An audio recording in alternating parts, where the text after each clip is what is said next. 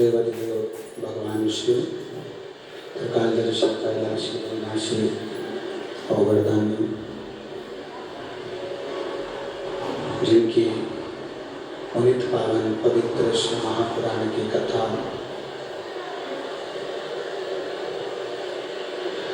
संपूर्ण विश्व के कल्याण हेतु बाबा देवादिदेव महादेव की कृपा से, करुणा से, उनकी उदारता से श्रवण करने का सौभाग्य, पवित्र श्री महापुराण की कथा को श्रवण करने का सौभाग्य इस सत्य की पवित्र धरा पर प्राप्त हुआ। आवाज नहीं आ रही है पब्लिक को?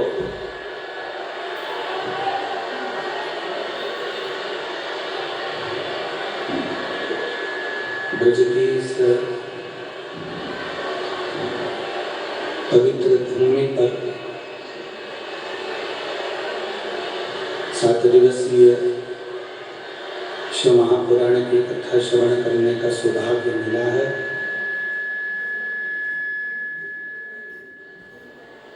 भगवान देवादिदेव महादेव जो संपूर्ण विश्व का कल्याण करने वाले हैं, संपूर्ण जगत का उद्धार करने वाले हैं,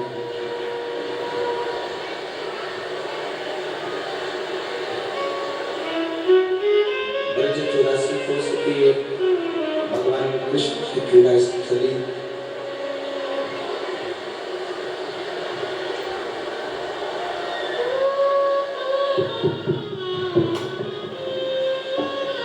भगवान कृष्ण की पवित्र क्रीड़ा स्थली,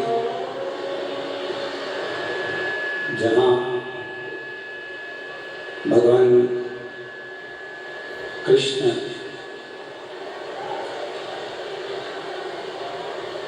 जब ब्रज की भूमि पर रहे, ब्रज की धरा पर रहे, ब्रज धरा पर रहकर उन्होंने अपनी संपूर्ण क्रीड़ा को यहाँ किया है।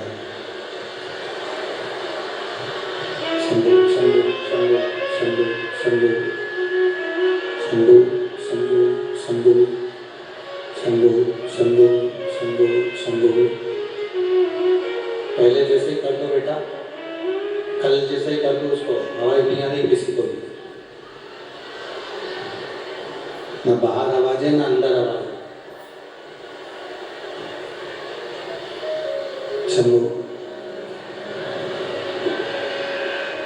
शंभु शंभु शंभु शंभु शंभु शंभु शंभु शंभु शंभु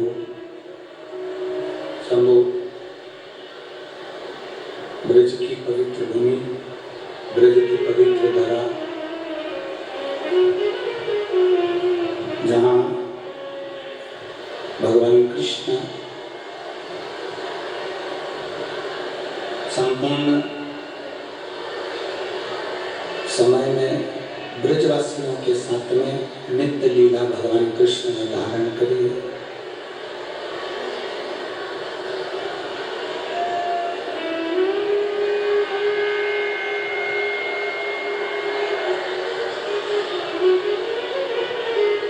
भगवान कृष्ण ने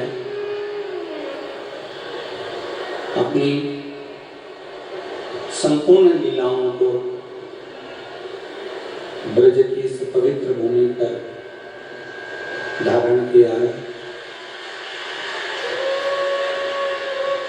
दामोदर मास में कार्तिक के महीने में आप और हमको भगवान कृष्ण की पवित्र धरा पर भगवान शिव की पुनित पावन श्री महापुराण की कथा श्रवण करने का सौभाग्य मिला है। कथा के मुख्य यजमान श्री सुभाष चंद्र अग्रवाल जी बासैया, श्रीमती रेणु अग्रवाल जी, श्री सौरभ अग्रवाल जी बासैया, श्रीमती सोनल अग्रवाल जी एवं समस्त श्री भक्त परिवार को सी कला जिला मथुरा, जहाँ यजमान परिवार को बहुत बहुत साधुवाद देते हैं। एक बार जोरदार ताली बजाकर यजमान परिवार का साधुवाद, जिन्होंने इस पवित्र कार्तिक के महीने में दामोदर मास में शिव महापुराण की कथा को आयोजित कर आप और हमको कृतार्थ किया है।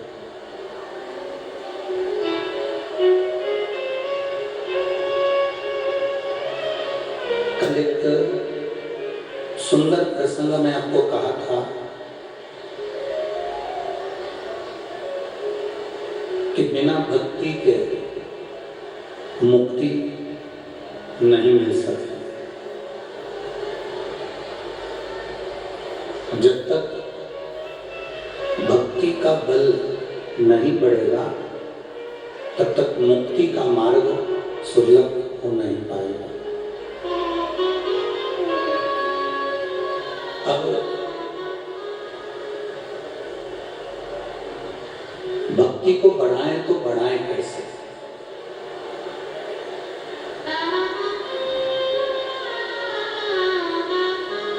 घंटे मंदिर के अंदर बैठे रहेंगे तो क्या भगवान की भक्ति बढ़ जाएगी?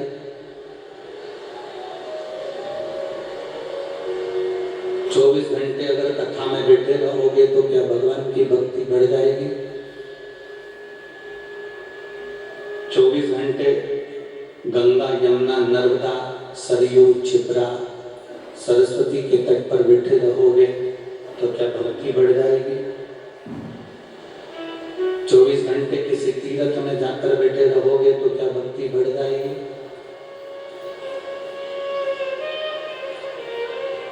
भगवान की भक्ति बढ़ाने के लिए 24 घंटे मंदिर में बैठना जरूरी नहीं है।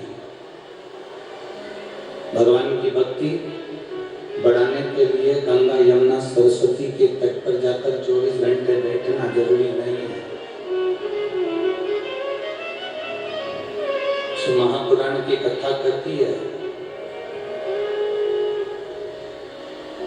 24 घंटे भगवान के मंदिर में जाकर बैठो ना बैठो, 24 घंटे तीर्थ में जाकर बैठो ना बैठो, 24 घंटे किसी पवित्र नदी के तट पर जाकर बैठो ना बैठो, पर इतना जरूर अपने बुद्धि में बिठा कर रखना कि 24 घंटे 24 मिनट भी आप भगवान के पास जाकर बैठे ना बैठे, पर उस 24 घंटे में से 24 मिनट में से एक क्षण भी आप दिल से उस परमात्मा को अगर पुकार लोगे तो समझ लो कि तुम्हारी भक्ति प्रबल हो गई और परमात्मा तुमको।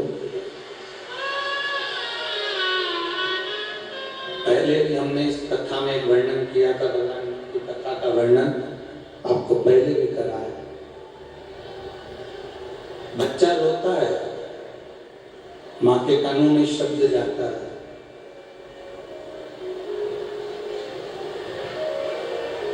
बच्चा रोता है तो माँ के कानों में शब्द जाता है, बच्चा रोता है तो माँ के कानों में आवाज जाती है, बच्चा रोता है तो माँ के कानों में आवाज पहुंचती है।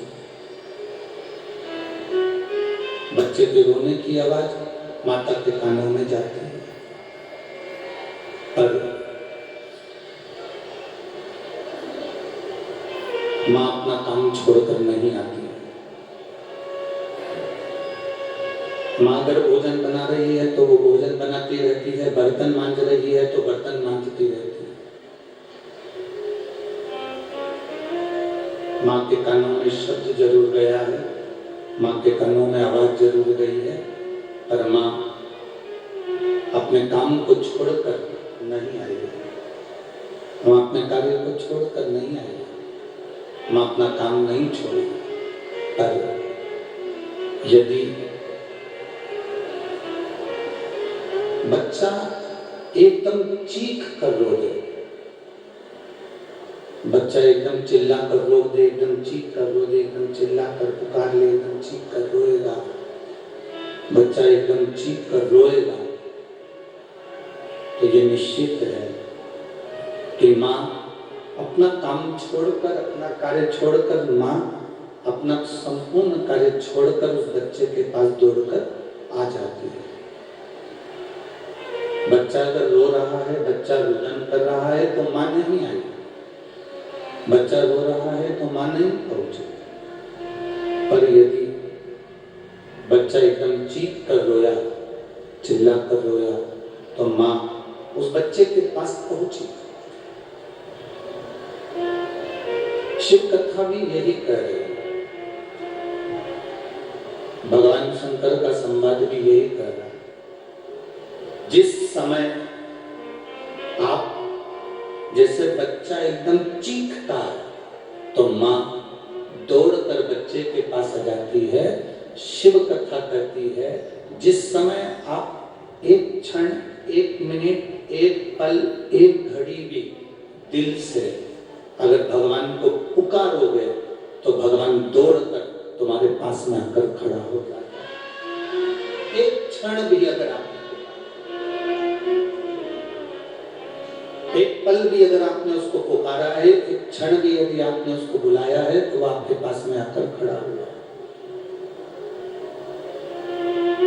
शंभो शरणे पड़ी मांगो घड़ी दे घड़ी, दुख काटो दया करी दर्शन।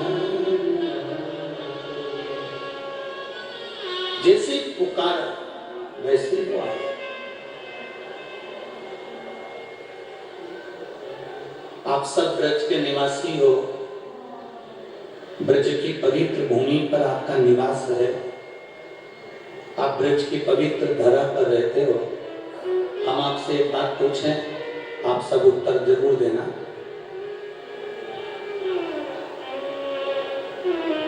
उत्तर दोगे सभी लोग? अरे बोलो तो जम के दोगे ना? भगवान कृष्ण ब्रज की सभी गोपी के घर जाते थे क्या? अरे जम के तो बोलो। जितनी ब्रज में गोपी रहती थी क्या सबके घर जाते थे? नहीं जाते थे। बिल्कुल सही उत्तर है आपका। संपूर्ण ब्रजवासियों ने बिल्कुल सही उत्तर दिया। भगवान कृष्ण सभी गोपियों के घर पर नहीं जाते थे। भगवान कृष्ण गोपियों के घर पर नहीं जाते थे। भगवान कृष्ण सभी गोपियों के घर पर नहीं जाते थे। मेरे कृष्ण, भगवान कृष्ण सब गोपियों के घर पर नहीं जाते थे, पर जो गोपी आस लगाकर, विश्वास लगाकर भगवान के लिए माखन की मटकी बांध कर रखती थी और पूरे आस और विश्वास से भगवान को पुकारना चाहती थी, पूरे आस और विश्वास से भगवान को पुकारती थी कि मेरा कृष्ण मेरे दरवाजे पर आएगा। मैंने उसके लिए माखन की मटकी बांध कर रखी, मैंने उसको चौखट को सजा कर रखा, मैंने उसके लिए दीप जला कर रखा, मैंने उसके लिए रंगोली बांध कर रखी है, मैंने उसके लिए शेष बिछा कर रखी, मैंने उसके लिए साज सजा कर रखा है। जो गोपी आस और विश्वास रखकर भगवान कृष्ण को पुकारती थी, आस और विश्वास लेकर भगवान कृष्ण को पुकारती थी, भगवान कृष्ण सबके यहाँ नहीं जाते, पर जो आस और विश्वास लगाकर भगवान को पुकारता है, मेरा कृष्ण उन गोपियों के दरवाजे पर पहुंच जाता है। जिसने बहुत आस लगाई, जिसने बहुत विश्वास रखा, आस लगाई, भरोसा रखा, दृढ़ता रखी, उसके दरवाजे पर भगवान पहुंचा।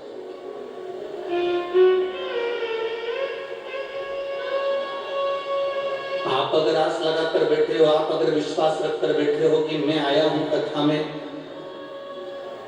मैं भगवान शिव की कथा में पहुंचा हूं, मैं भगवान की करुणा सागर की कथा में पहुंचा हूं, मैं भगवान की इस मंदिर में रोज जल चढ़ाने पहुंच रहा हूं। एक आस लगाकर अगर बैठे हो, एक विश्वास रखकर बैठे हो, एक भरोसा रखकर बैठे हो, तो भगवान आता जरूर है।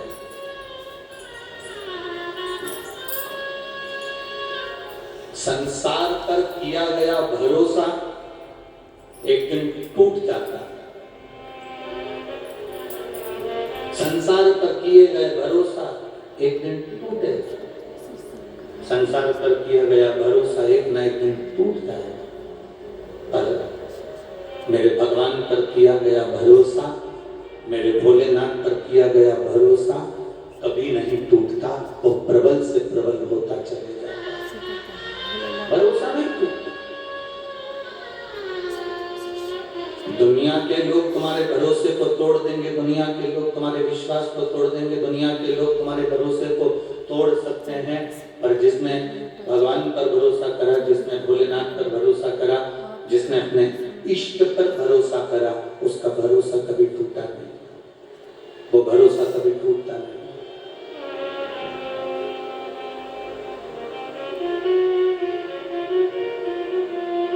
सबके घर भगवान नहीं जाते थे।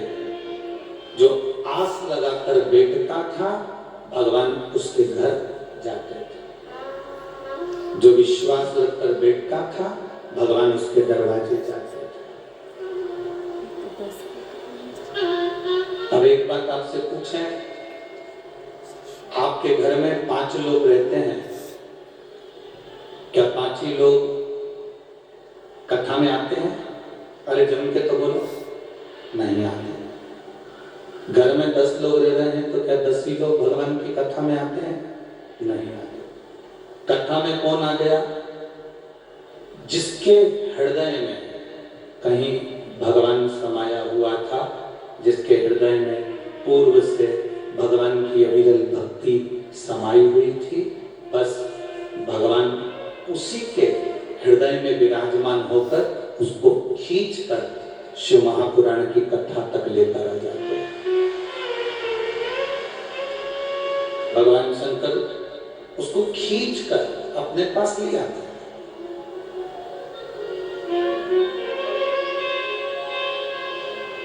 कोई तेल का जो डब्बा होता है ना, मेरी माताएं या मेरी जीजियां तो जानती हैं, कोई डब्बा ऐसा होता है जैसे हींग की डब्बी, कोई तेल का डब्बा, कोई डब्बा, कोई डब्बी ऐसी होती है, डब्बी में हींग रख दो, डब्बी में लहसुन रख दो, डब्बी में कोई तेल रख दिया, उस डब्बी को कितना भी धो लो, कितना भी साफ कर लो, कितना भी उसको क्लीन कर लो, सर्फ से 25 बार धो लो, 25 बार साफ करो, 25 बार साबुन से धो लो, उसके बाद भी हींग की बदबू उस डब्बी से नहीं जाती, तेल की बदबू उस डब्बी से नहीं जाती, लहसुन की बदबू उस डब्बी से नहीं जाती। उसको कितना भी धोया जाए और उसकी डब्बी की बदबू नहीं जाती है, डब्बी की बदबू नहीं समाप्त होती, वो बदबू उसकी जाती ही नहीं, वो बदबू नहीं जाती। उसी तरह लाखों की भीड़ में घर में 10 लोग रह रहे हैं, 15 लोग रह रहे हैं, 20 लोग रह रहे हैं, 25 लोग रह रहे हैं, उन 25 लोगों में से आप कथा में जा रहे हैं, तो समझ लेना कि पूर्व में ना जाने कितने जन्म आपके निकल गए, हर जन्म में आपने महादेव की भक्ति करी है, इसलिए आपके अंदर की वो गंध समाप्त नहीं हुई, इसलिए आपको खींचकर महादेव ने यहाँ तक बुलाया।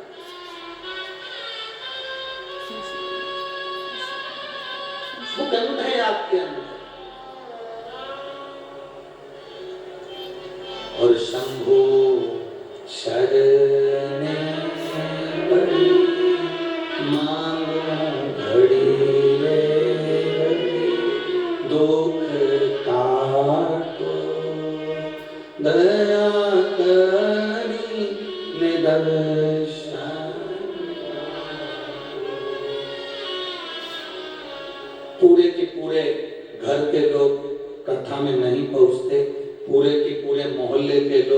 कथा में नहीं पहुंचते, पूरे की पूरे समाज के लोग कथा में नहीं पहुंचते, पूरी की पूरी सोसाइटी के लोग कथा में नहीं पहुंचते।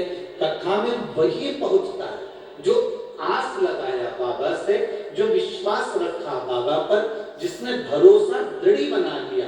भगवान कृष्ण जैसे सबके घर नहीं जाते, जो आस और विश्वास रखकर बैठा है भगवान उसके दरवाजे पर जाता है।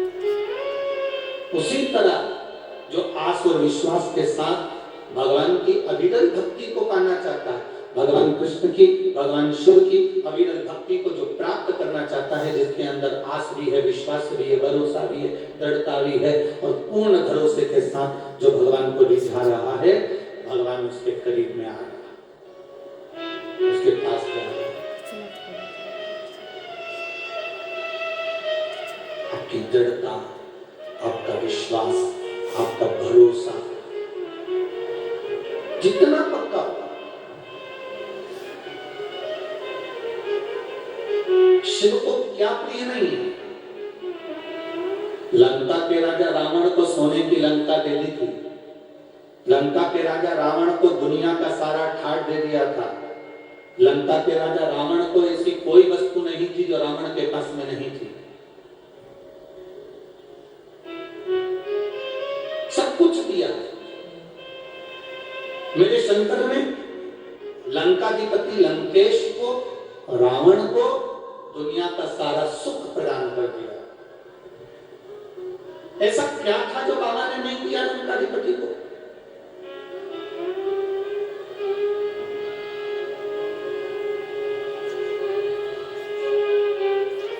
और जो रावण मांगता मेरा बाबा वो देते जाता,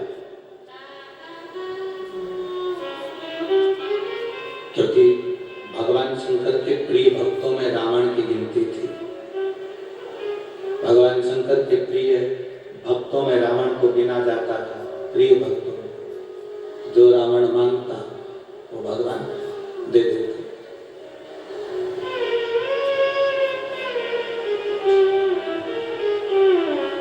रावण में कमी क्या रह गई? जो मांगा रावण ने भगवान ने दिया, जो मांगा रावण ने भगवान प्रदान करे, जो उसने चाहा तो उसको मिला। आखिरी में एक कमी रावण के अंदर आ गई कि वो रावण के अंदर कमी थी उसका अहंकार, वो रावण के अंदर कमी थी उसका दिमाग। प्रेस, जिससे आप कपड़े पर प्रेस करते हो, कपड़े के सल मिटाते हो, कपड़े के सल समाप्त करते हो, वो प्रेस जब ज्यादा गर्म हो जाती है, अच्छा प्रेस करने वाला भले आंख बंद करके प्रेस कर ले, पर प्रेस अगर ज्यादा गर्म हो गई तो वो कपड़े को जला देती है। हमारा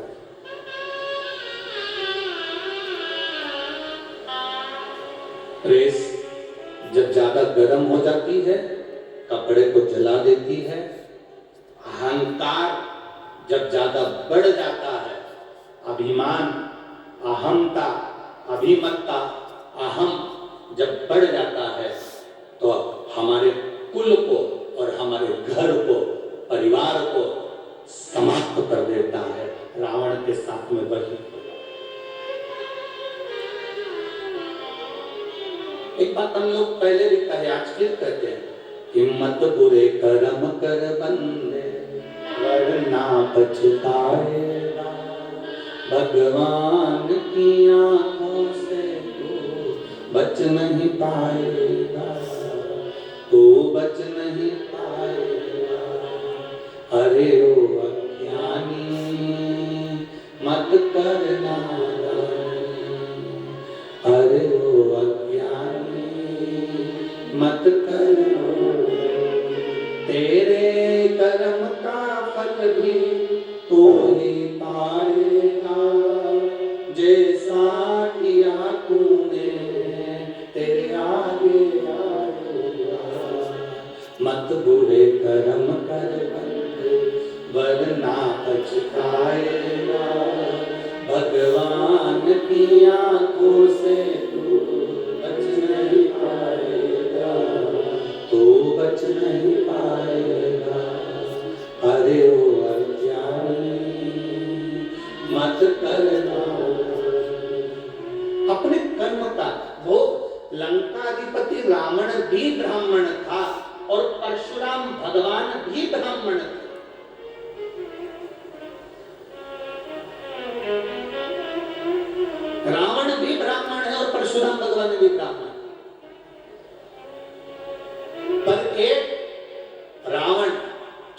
पर जलाया जा रहा है और एक श्री परशुराम भगवान चौराहे पर और मंदिर में पूजाए जा रहे हैं।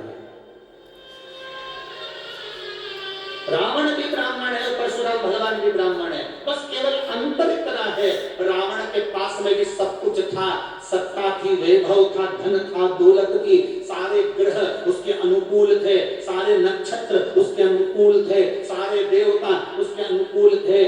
परशुराम भगवान के पास में भी सब कुछ था, पर दोनों में अंतर केवल इतना है कि रावण के पास सब कुछ आने पर अहंकार आ गया और उसने अपना कर्म बेकार कर लिया, माता जानकी का हरण कर लिया, एक स्त्री का हरण कर लिया, पर नारी पर अपनी गलत दृष्टि दे दी, अपना कर्म बिगाड़ लिया, इसलिए वो चौराहे ऊपर जल रहा है। और परशुराम भगवान ने अपनी माता का शीश काटा और अपने पिता से वर में मांग लिया कि मेरी माता को जीवित कर दो। ये भगवान के रूप में पूजा गए। एक प्राण लेने के बाद भी प्राण दे रहा है, वो परमात्मा है।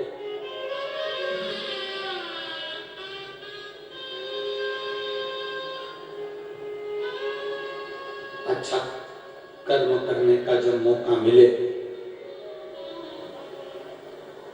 अच्छा कर्म करिए। जब मौका मिले अपनी जिंदगी में, जब आपके जीवन में ऐसा लगे कि एक कर्म हमें अच्छा करना है तो करने का जब मौका मिले तो करिए। ये जो शरीर मिला है बड़ी मुश्किल से मिलता है। 84 लाख योनियां कटी, अंत में ये शरीर है। 83,99,999 योनियां काटने के बाद 84 लाखवें नंबर की योनि है ये मनुष्य की देह। 83,99,999 योनियां काटने के बाद ये मानव का शरीर मिला।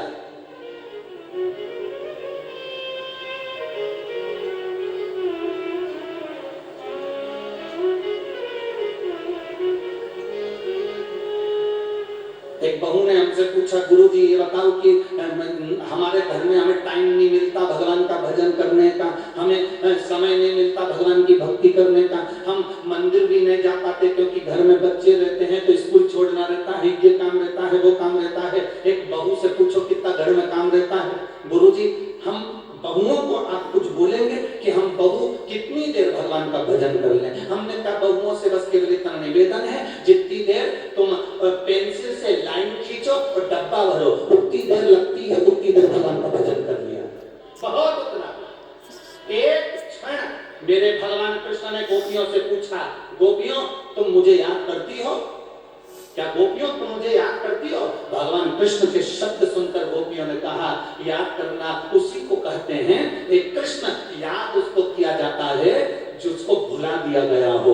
आप तो दिल में ऐसे बसे हो कि आपको याद करने की जरूरत ही नहीं पड़ती है। आप हमारे हृदय में बसे, आप हमारे दिल में बसे, आप हमारी चित्त में, आप हमारी वृत्ति में बसे हुए हो, तो हम आपको भुलाए नहीं तो याद क्या करें?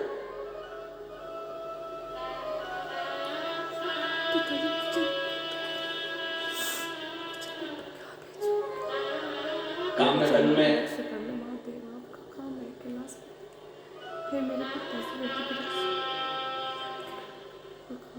ब्रज 84 कोस के कामवन के अंदर काम्यवन में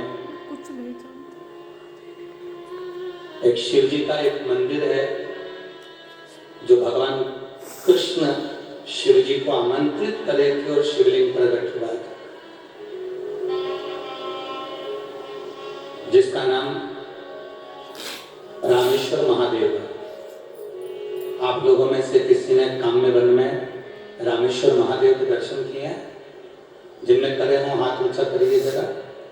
बहुत बढ़िया, रखिए, साधुवाद आपको प्रणाम। काम्यवन में एक मंदिर है भगवान शंकर का जिसको रामेश्वर महादेव कहते हैं। ब्रज 84 कोस में सारी ब्रज की गोपियां आज एकत्रित हुई और गोपियों ने एकत्रित होकर अपने ब्रज के एक एक पत्ते पत्थर को उठाया और सरोवर में डाला। पत्थर उठा रही हैं, सरोवर में डाल रही हैं।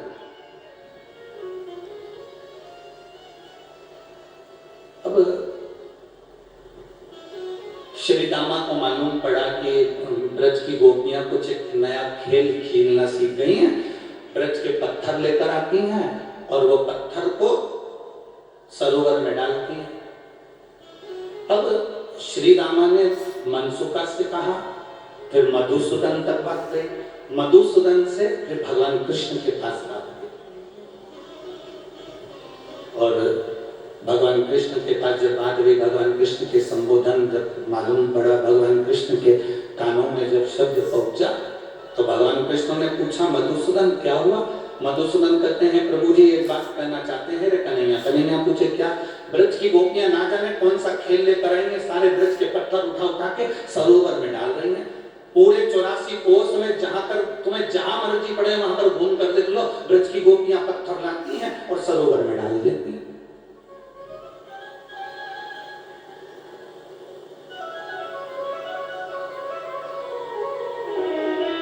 किसी ने हमसे पूछा कि ये ब्रजमंडल में ब्रज की रज दिखती है, पत्थर क्यों नहीं दिखते?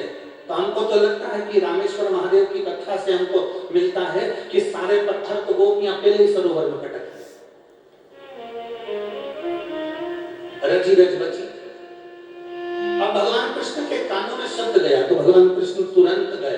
तो भगवान ने जाकर क्या देखा कि आज ललिता जी के साथ में राधा जी भी पत्थरों को उठाकर और पानी में पटक रही थी और पटकते पटकते आंख में आंसू भरकर राधा जी रो रही थी।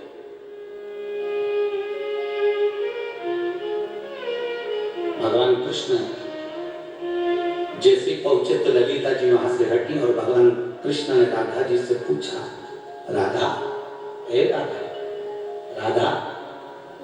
राधा जी ने जो कृष्ण को देखा, आंख में से आंसू पोंछकर राधा जी ने पूछा, ठाकुर तुम, कृष्ण तुम आए?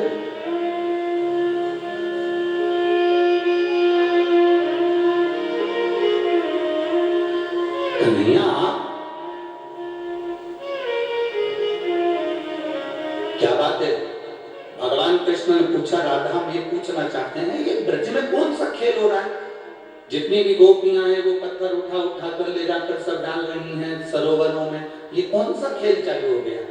गोपियां कहती हैं, अरे कृष्ण तुम्हें नहीं मालूम, भगवान राम के जो बानर थे उन बानरों ने पत्थर पे राम लिखा था और पानी में छोड़ा था और वो सारे पत्थर तैर गए थे और सेतु बन गया था और भगवान राम ने शंकर जी की स्थापना करी थी रामेश्वर की। तो गोपियां कह रही हैं कि जरा अपन भी पत्थर तैरा के देखते हैं कि तैरता है कि नहीं तैरता। इसलिए सारे ब्रज के पत्थरों को उठा उठाकर हमने सरोवर में फेंक के देख लिया पर तैरता हुआ नहीं मिला। इसलिए हमने पूरा विचार कर लिया, पूरा विचार कि ब्रज की सारी गोपियां अपने अपने माता पिता को लेकर सेतु बंध का दर्शन करने के लिए रामेश्वर जाएंगे। छकड़े तैयार, बैलगाड़ियां तैयार, भोजन भंडारे तैयार, सब गाड़ियों पर रखे गए और गोपियां जाने की तैयारी करने लगे। सारी गोपियां जाने की तैयारी। जब गोपियां जाने की तैयारी कर रही हैं, जब गोपियां जाने का विचार कर रही हैं, जब गोपियां जाने लगी हैं, बीच रास्ते में मेरे ठाकुर जी खड़े थे, बीच राह उन्होंने रोका, रुको जरा, रुको जरा, कहां जा रही हो? बस सेतु बन जाना, दर्शन करने के लिए रामेश्वरम जाना। रामेश्वरम? हाँ। सेतु बंद? हाँ ठीक है। भगवान कहने लगे तुम्हें रामेश्वर जाने की जरूरत नहीं है राधा, सारी गोपियों से कह दो छकड़े में से सामान नीचे उतार ले, बैलगाड़ियों का सामान नीचे उतार ले, सबको कह दो उतारो सामान नीचे। तो हमें सेतु बंद का दर्शन कहाँ होगा? हमें सेतु बंद का दर्शन मिलेगा कहाँ? हमें हमें कहाँ रामेश्वर का दर्शन मिलेगा, कहाँ सेतुबंध का दर्शन मिलेगा? भगवान ने कहा चिंता मत करो, सारे पत्थरों को वापस निकाल कर लाता हूं सरोवर में से। काम में बन के सरोवर में से सारे पत्थर निकाल कर ठाकुर जी ने बाहर फेंके और फिर भगवान ने कहा तुम चिंता मत करो, राम जी ने सेतु बनवाया था, मैं खुद तुम्हें सेतु बंद का दर्शन कराऊंगा। और भगवान कृष्ण राम बन गए, मेरे कृष्ण राम बने। और राम बनकर भगवान कृष्ण ने जो आवाज लगाई, हनुमान पधारो, सारे बंदरों की सेना सम्मुख में आ गई। एक एक पत्थर बांदरों ने उठाना प्रारंभ करे और उठाकर राम और कृष्ण का नाम लेकर बांदरों ने सेतु में के रूप में सरोवर पर फेंकना प्रारंभ करा। जो सरोवर पर फेंकना प्रारंभ करा, एक सेतु बन गया जिस पर चढ़कर मेरे कृष्ण राम बने हुए पार होकर एक रामेश्वर भगवान की स्थापना के लिए, जैसे राधा ने कहा आपने सेतु तो बांध लिया पर यहाँ शंकर तो कहीं दिख नहीं रहे, रामेश्वर तो कहीं नजर नहीं आ रहे। भगवान कृष्ण ने राम बनकर शंकर को आमंत्रित करा, बाबा आप यहाँ प्रकट हो जाओ, इन ब्रजवासियों के लिए रामेश्वर इस ब्रज के ब्रज में होना चाहिए, आप प्रकट हो जाओ, इस ब्रज की रज में रामेश्वर प्रकट होना चाहिए। और भगवान शंकर देखते ही देखते राधा और कृष्ण के सम्मुख में शिव प्रकट हो गए, भगवान शंकर प्रकट हो गए। भगवान कृष्ण राम के रूप में थे। शिव जी ने नमन कर कहा प्रभु ये लीला का दर्शन आज तक नहीं हुआ, जो दर्शन आज आपने कराया प्रभु मेरे लिए आदेश। भगवान कृष्ण कहते हैं बाबा आप यहाँ विराजमान रहे, जो भूलवश भी काम में बन के अंदर प्रवेश कर जाए और भूलवश भी आपके शिवालय पर अगर एक बूंद जल भी चढ़ जाए तो 12 ज्योतिर्लिंग में जो ज्योतिर्लिंग है सबके दर्शन का फल आपके दर्शन से प्राप्त हो जाए। बस ये भाव से भगवान ने आप रुको, आप विराजमान। देखो दुनिया के लोग भले ना पहचाने भाई, ये मेरी ब्रज की जीजियों और मेरे ब्रज के जीजाओं,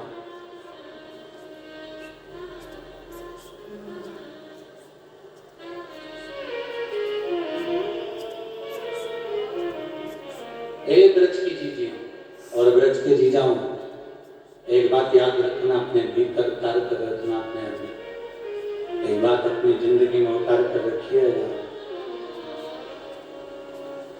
ब्रज की रज को जिस दिन आप जान गए, ब्रज की रज को जिस दिन आप पहचान गए, उस दिन आपको यह मालूम पड़ जाएगा कि कृष्ण और शिव में कोई अंतर नहीं है, शंकर और कृष्ण ये दोनों एक हैं। आप शिव भजे जाए, अब तक जाए।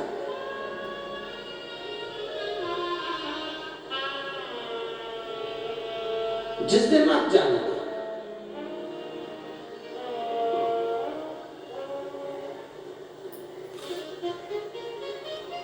यमुना मैया निरंतर कल कल की ध्वनि कर कर बहती रहती है, वो यमुना के सुंदर सुखद आनंद को जिस दिन पहचान गए, उस दिन तुम्हारी जिंदगी का एक सार्थकता सिद्ध हो जाएगी। उस दिन एक दिन तुम्हारी सार्थकता सिद्ध हो जाए। तुम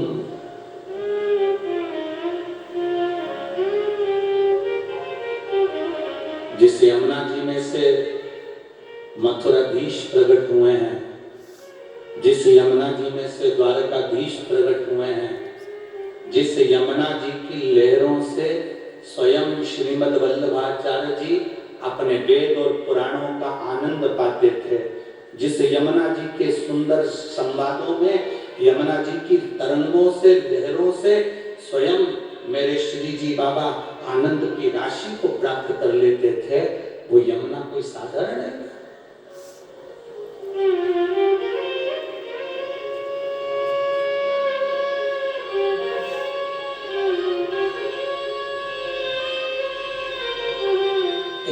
हरिहर भगवान का एक स्वरूप हुआ जिसको हरिहर कहते हैं। ब्रज की गज में यमुना के तट पर, ब्रज की गज में यमुना के तट पर, यमुना के तट पर जो बालू मिल जाए, जो बालू रेत मिल जाए,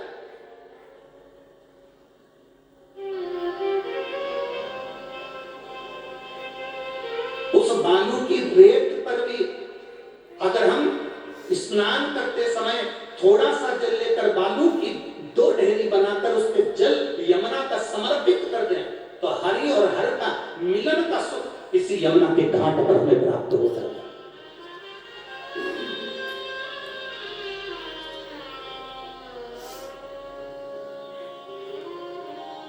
महाराज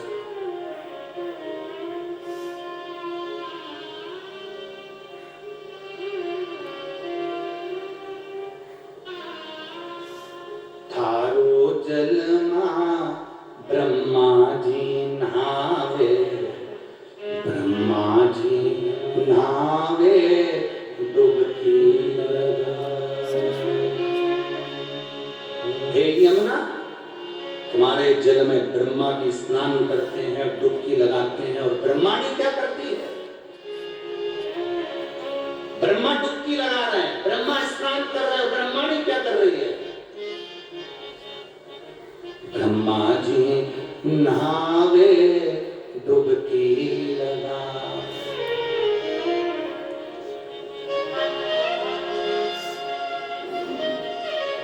हरि ब्रह्माणी करती सेवा थारो निर्मल निर्मल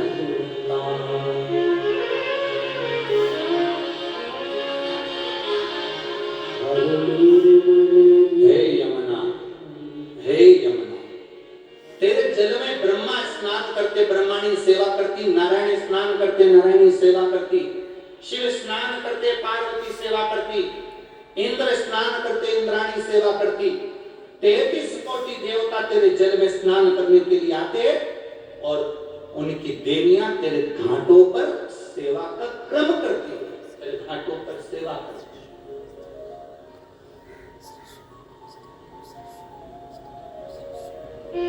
सहज कहा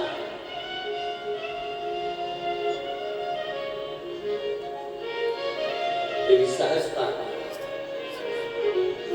आज कोई कह रहा था गुरुजी, जैसे आपने कहा कि भगवान कृष्ण के 16,108 रानियां थी और 16,108 रानियों से संतान नहीं हुई, तो भगवान कृष्ण ने शिव जी की शिवलिंग की स्थापना करी, उनकी पूजन करी। एक रानी के साथ में 11-11 दिन तक शंकर भगवान के शिवलिंग की आराधना करी, भगवान शंकर के शिवलिंग का पूजन किया। 1,77,186 भगवान कृष्ण के बच्चे हुए। रावण को मारने से पहले रामेश्वर धाम की स्थापना करी थी मेरे भगवान राम ने। क्या जैसे रावण शंकर का उपासक था, कंस भी तो शिव का उपासक था।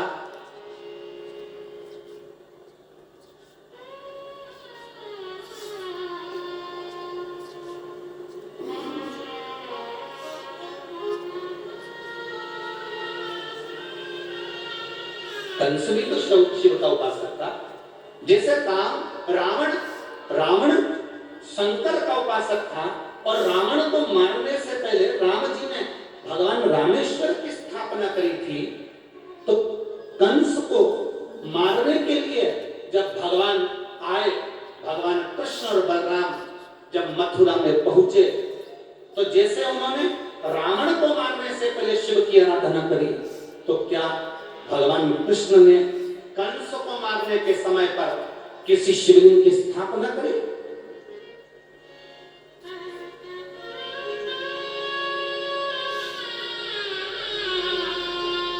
ब्रजमंडल में, ब्रज 84 कोस में वो कौन सा शिवलिंग है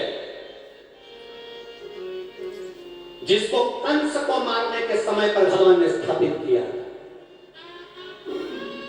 पूरे वृक्ष 84 कोष में एक शिवलिंग ऐसा है, पूरे वृक्ष 84 कोष में एक शिवलिंग ऐसा है, जब कंस को बार बार कंस को बल प्राप्त हो रहा था, कंस मर नहीं रहा। बलराम जी ने बल लगा लिया पूरा, और बलराम जी ने पूरा बल लगाया, कंस मरता नहीं। ये आज के समय में तो रासलीला में बहुत सरलता से कंस को मरता हुआ बता देते हैं कि भगवान उसकी छाती पे चढ़ गए, मुष्टि प्रहार करा, कंस को मारा और कंस के प्राण छूट गए। इतनी सरलता में कंस नहीं मरा था।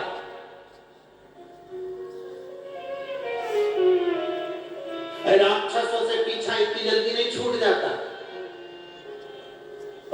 इतनी सरलता में कंस नहीं मरा था कि तुमने रासलीला में देखा कि बस भगवान कृष्ण आए, छाती पर चढ़ गए, मुष्टि प्रहार करा, कंस के प्राण छूट गए। इतनी सरलता में कंस नहीं मरा है। रावण को मरने में जितना बल लगा था, रावण के लिए भगवान राम ने 7-7 कर बाण छोड़े थे, फिर बाण छोड़े, फिर बाण छोड़े, आखिरी में नहीं मरे। तब हनुमान जी को लगा बात क्या है। तब हनुमान जी ने तुरंत उसी समय पर बुलाया, उसी समय पर विभीषण को बुलाया। विभीषण बता क्या बात है, ये मरता क्यों नहीं है। विभीषण ने कहा कैसे नहीं मरेगा, इसकी नाभि में अमृत है, बाण उठाओ, बाण और छोड़ दो। भगवान राम ने जैसे ही सुना रावण की नाभि में अमृत है, भगवान ने बाण उठाकर छोड़ दिया। बाण लगा नाभि के अंदर, पर रावण के प्राण नहीं छूटे।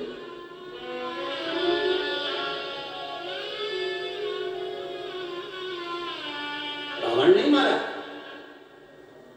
कई लोग कहते हैं कि भगवान राम जी ने बाण छोड़ा, नाभि में लगा, वो मर गया। रावण, राक्षस इतनी सरलता से नहीं मरते, असुर इतनी सरलता से नहीं मरते, दैत्य इतनी सरलता से नहीं मरते।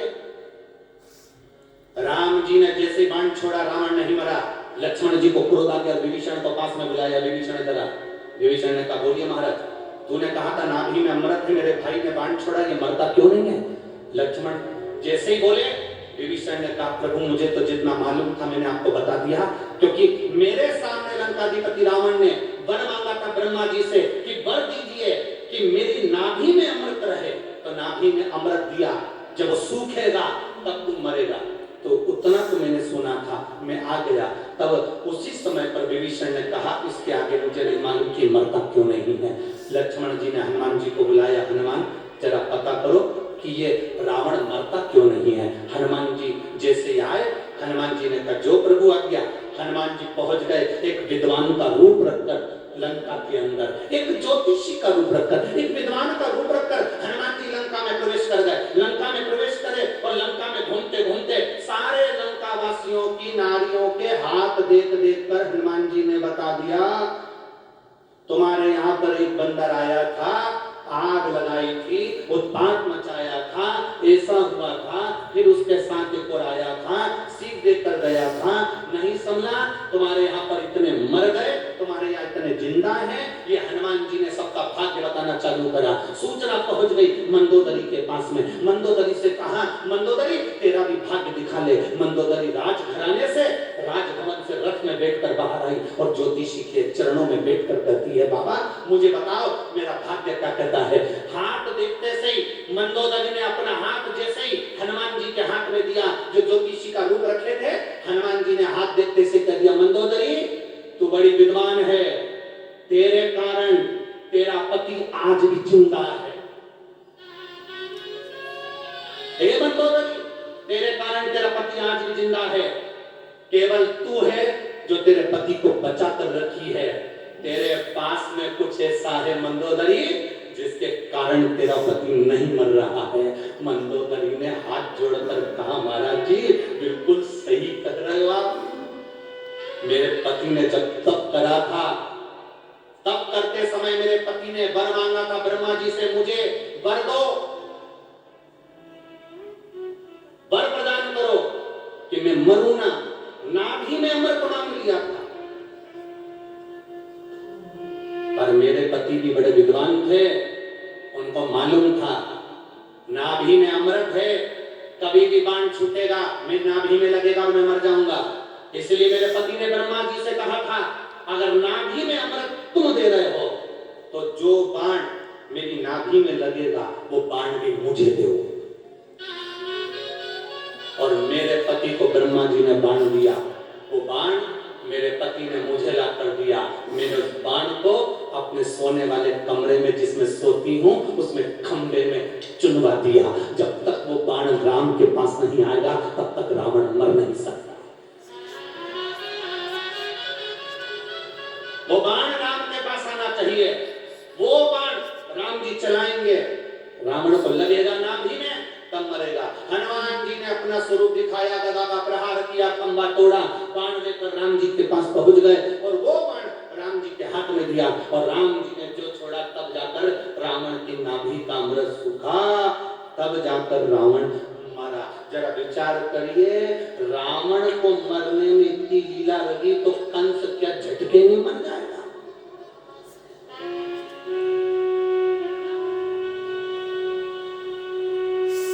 छाती पे चढ़ गए, मुष्टि प्रहार करा, कंस मर गए। ना ना ना,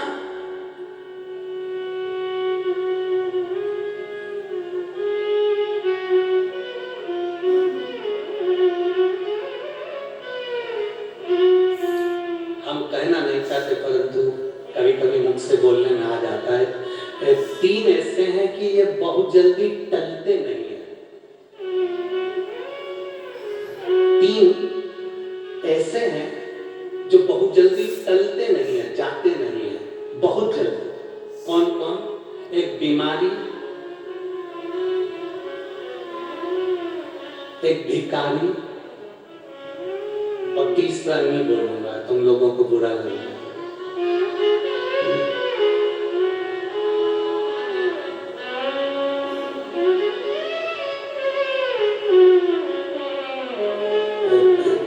उसको सरल सरल भाषा में कह देते हो, हमारी व्यासपीठ से क्यों ऐसा कहें? जो बहुत बेकार लोग होते हैं ना, जिसको लोग बहुत गंदा कहते हैं, वो भी दो ही अक्षर का है। तो जैसे हमने कहा ना बीमारी, बेकारी, इसमें तो एक शब्द है, वो तुम समझ जाना। तीसरा नंबर का जो होता है ना, वो भी जो दुनिया को कष्ट देता है, डाल देता है, परेशान करता है, बहुत बहुत तकलीफें देता है, ये जल्दी से टलता नहीं, जल्दी से जाते नहीं। बीमारी भी जल्दी जाती नहीं। बुखार आ गया ना तो थोड़े दिन तक टिकता है, भले डॉक्टर साहब दवाई दे दे तो भी 8-10 दिन तो लग जाते हैं, फिर कमजोरी रहती, फिर धीरे धीरे समझ गए। बीमारी, बेकारी भी ऐसा होता है, उसको मना कर दो, चल चल, तो नहीं जाएगा, देव साहब देव साहब देव साहब, पीछे ही पकड़ ले। कोई चाट खा रहा है, वहां पर भी खड़े हो जाए, देव साहब। अब वो बेचारा कैसे खाए जब सामने कोई मांग रहा? ऐसे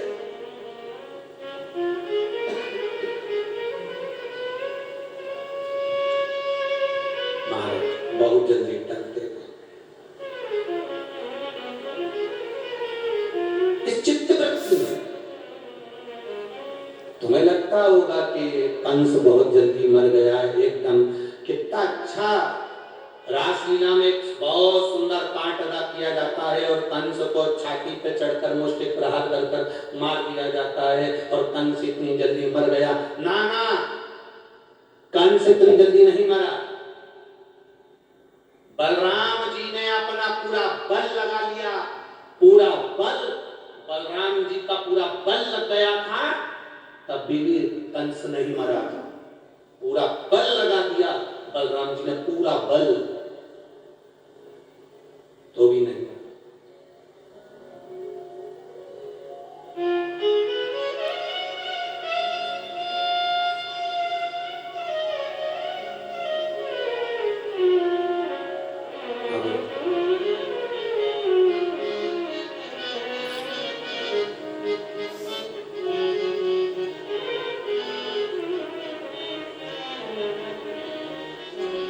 भगवान कृष्ण देख रहे थे, ये कंस है, मरने वाला नहीं है, इतनी जल्दी बेकार लोगों से पीछा छूटने वाला नहीं है, बहुत कठिन, बहुत कठिन। शादी के और मृत्यु के, इन दोनों के दिनों को देखिएगा। शादी के जो दिन रहते हैं ना, माता पूजन हुई, मंडप हुआ, महिला संगीत हुआ, बारात आई, ब्याह हुआ, लड़की अपने ससुराल पहुंच गई, शादी हो गई। शादी के दिन चुटकी बजाते से 5 दिन, 4 दिन, 7 दिन, 11 दिन, 21 दिन, जो दिन होते हैं शादी के तुरंत निकल जाते हैं, तुरंत।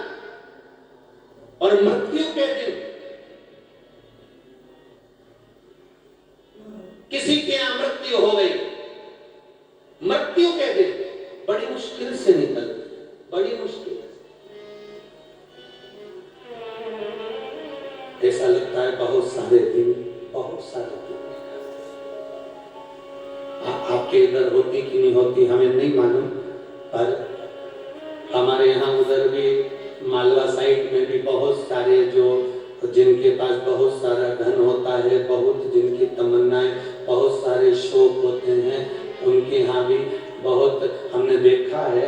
हमारे इधर तो नहीं होती है, हम जहाँ साधारण तरह के लोग रहते हैं वहाँ शोक सभा नहीं होती, पर जिनके शोक सभा किनकी होती है, जिनके शोक बहुत सारे होते हैं, उसको पूरा करते करते मर जाता है तो शोक सभा होती है।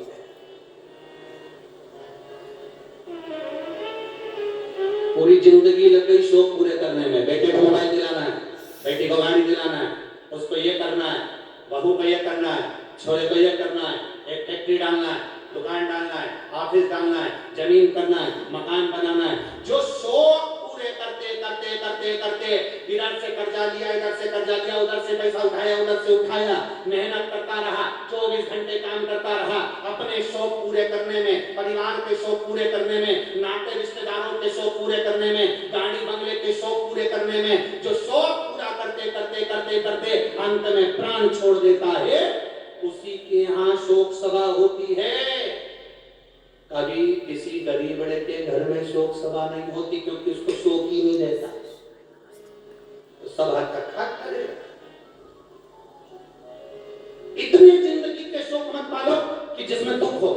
कंस ने अपनी जिंदगी का एक आनंद पाया। कंस ने क्या करा? पहले सारी राज सत्ता को अपना बना लिया, अपने ही रिश्तेदारों को, अपने ही पूर्वजों को जेल में ले जाकर डाल दिया, अपने ही पूर्वजों को कारागार में ले जाकर डाल दिया। जो अपनों का सम्मान नहीं करता, जो अपनों का आदर नहीं करता, जो अपनों का सत्कार नहीं करता, अंत समय में धोखा खाता है।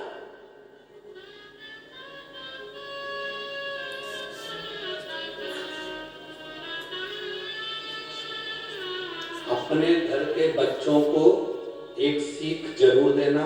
ये तुम्हारे काका जी हैं, ये तुम्हारे ताऊ जी हैं, ये तुम्हारे दादाजी हैं, ये तुम्हारी दादी जी हैं, ये तुम्हारे काका जी का लड़का है, ये तुम्हारे ताऊ जी का लड़का है, ये तुम्हारे चाचा जी का लड़का है, ये तुम्हारी बुआ का छोरा है, ये तुम्हारे काका का छोरा है, ये तुम्हारी बहन का छोरा है, ये तुम्हारे रिश्तेदार है। उसको ये बताना कि धन अपनी जगह रह जाएगा, सत्ता अपनी जगह रह जाएगी, वैभव अपनी जगह रह जाएगा, पर जब दुख की घड़ी आएगी, उस समय पर अगर कोई नहीं भी खड़ा होगा तो कम से कम रिश्तेदार 2 क्षण के लिए खड़े तो होंगे। भले उनसे आपके संबंध ठीक ना हो, पर खड़े तो होंगे।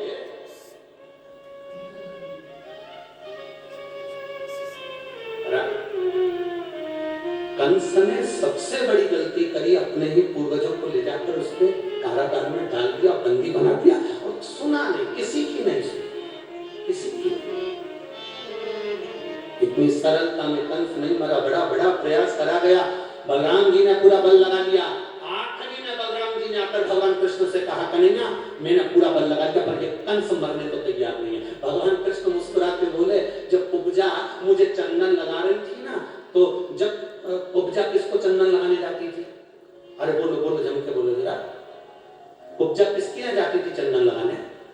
अरे बोलो, जम के बोलो। कंस के यहाँ जाती थी।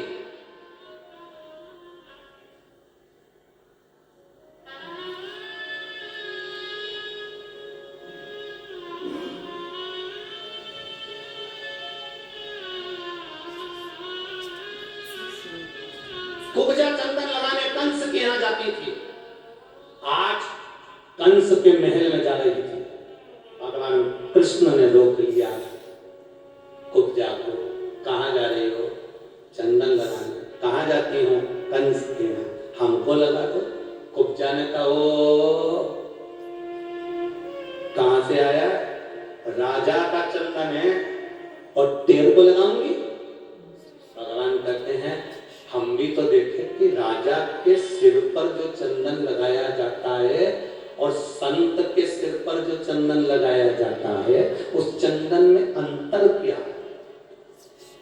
हमें तो भगवान जब मथुरा में पहुंचे थे, सबसे पहले कुब्जा से मिले थे। चंदन, चंदन क्या?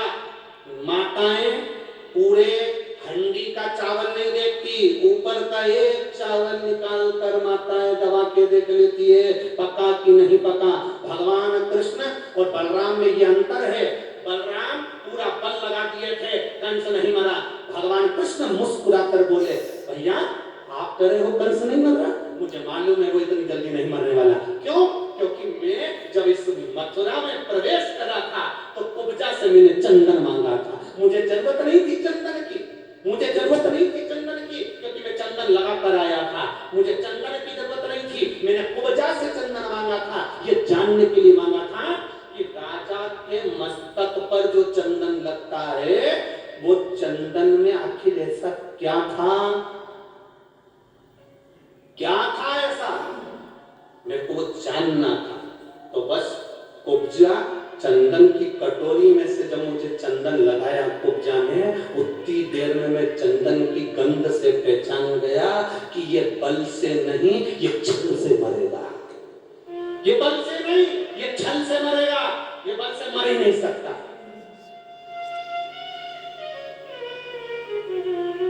ये बल से नहीं मरने वाला, ये मरेगा तो छल से मरेगा। चंदन मेरी जीजियों, ओ मेरी ब्रज की जीजियों, ओ मेरे ब्रज के जीजाओं, चंदन लगाने वालों से इसलिए कहते हैं दो, थोड़ा सा देखो बुरा लग जाएगा हो। क्या अग्रवाल जी बोल दे? क्या बोल दे हैं? हाँ ठीक है।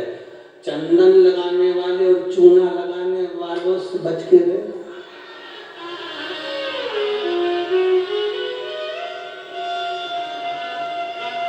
बहुत सावधान, बहुत। हम हमेशा कहते हैं महाराज चंदन लगाने वाला जब चंदन लगाता है, थोड़ा सा देखो शिव महापुराण की कथा में आप लोग आते हो, दिल लेकर आते हो, बड़े मन लेकर आते हो। चंदन लगाने वाला जब चंदन लगाए तब आपकी सावधानी होना चाहिए। आपकी जो गले में मंगलसूत्र, चेन वगैरह जो भी होती है उस समय थोड़ा बुरा लग सकता है, पर सावधान इंडिया, सावधान थोड़ा जरूरी है।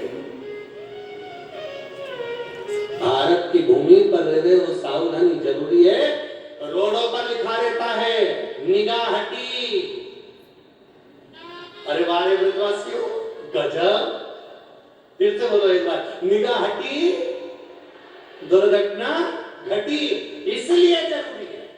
बहुत मिलेंगे तुम्हें चूना लगाने वाले, काका जी बहुत जोरदार, ताऊ जी बहुत जोरदार, तुमने कितना अच्छा विवाह करा, तुमने क्या जोरदार होटल बनाए, तुमने क्या जोरदार काम करा, इतना इतना इतना। इसीलिए तो कहते हैं 3 लोग जल्दी नहीं हंसते हैं। 3 लोग जल्दी नहीं हंसते। एक, पहले नंबर पर भगवान जल्दी नहीं मुस्कुराता।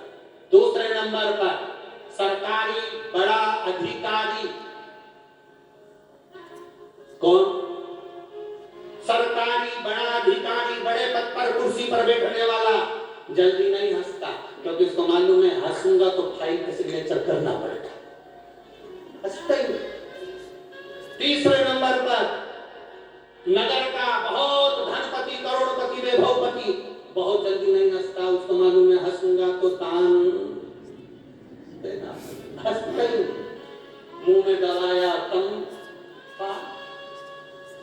मुस्कुरा कहीं नहीं। कैसे जी थोड़ा हमारे तो ब्रज की रज में नंदगांव चले जाओ तो सबसे पहले यही काम करते हैं, घुटन घुटन चलो और फिर क्या कहते हैं, ताली बजाओ, फिर क्या कहते हैं, अरे बोलो बोलो जरा नंदगांव में फिर क्या कहते हैं, हंसो, बोलो बोलो सही है, हंसो जाके। और नंदगांव में गोकुल में हंसाते हैं, हंसो, क्योंकि उनको मालूम है घर में सोफा सेट है, डिनर सेट है, सोने का सेट है, हीरे का सेट है, कुकिंग सेट है, बस आदमी अपसेट है। उनको मालूम इसलिए वो कहते हैं हंस लो, मुस्कुरा, आनंद पाओ, थोड़ा थोड़ा मुस्कुराते जाओ, थोड़ा इसलिए था थारो निर्मल निर्मल पानी ओ यमुना महारानी, थारो निर्मल निर्मल पानी ओ यमुना महारानी, ओ यमुना महारानी, ओ यमुना महारानी, यमुना महारानी, ओ यमुना महारानी, यमुना महारानी, ओ यमुना महारानी,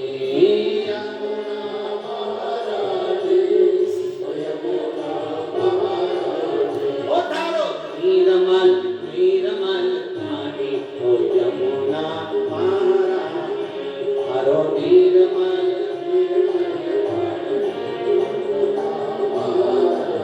ओ थारो निर्मल निर्मल पानी ओ यमुना महारानी, थारो निर्मल निर्मल पानी ओ यमुना महारानी। पीछे वाले भी दोनों हाथों से हाथ से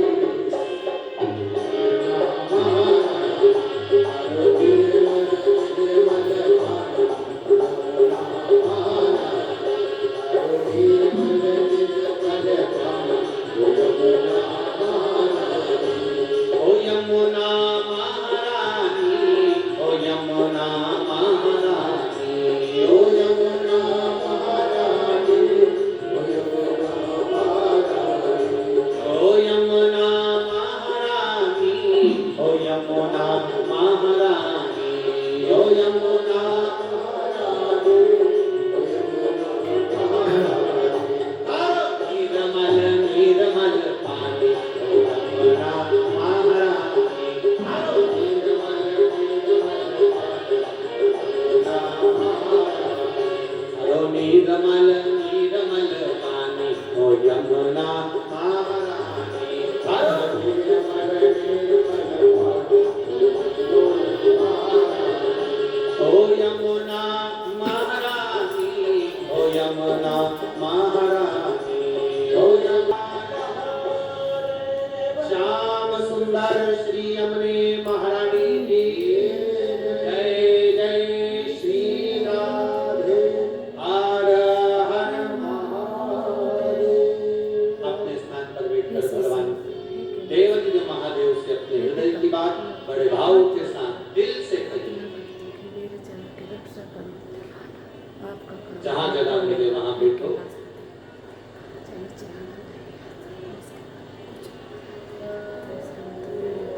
भाव से दिल से देवदेव महादेव से अपने मन की बात भगवान शिव से हृदय से बाबा देवदेव महादेव से कही। देखो शिव महापुराण में पंडाल में आप आते हैं, बैठते हैं, तो बाबा से दिल की बात कहकर ही आप बाबा से अपने मन की बात अवश्य, वो सुनता जरूर।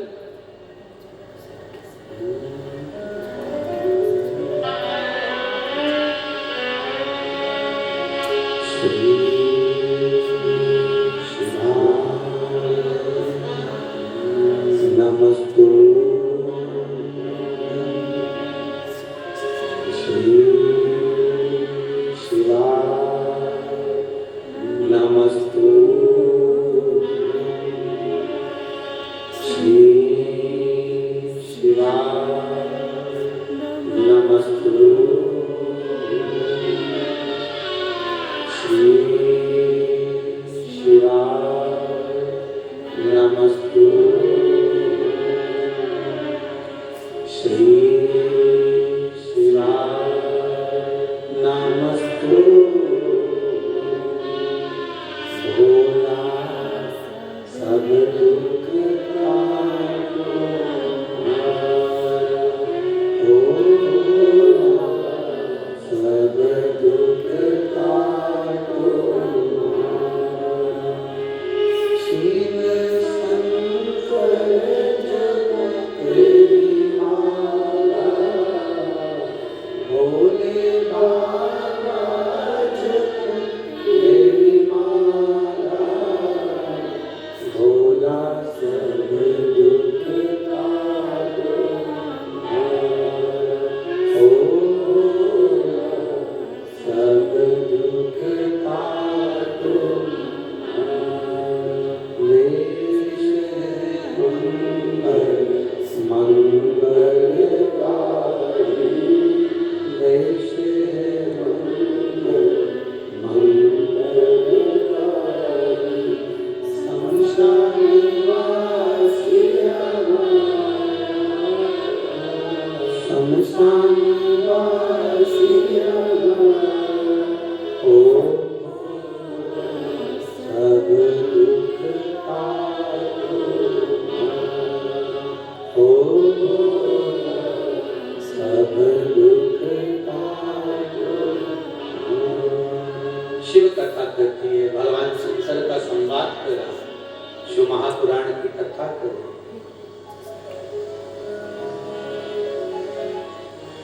कबीर का कंस के प्राण इतनी सहजता में नहीं गए जितनी सहजता में दिखाया गया।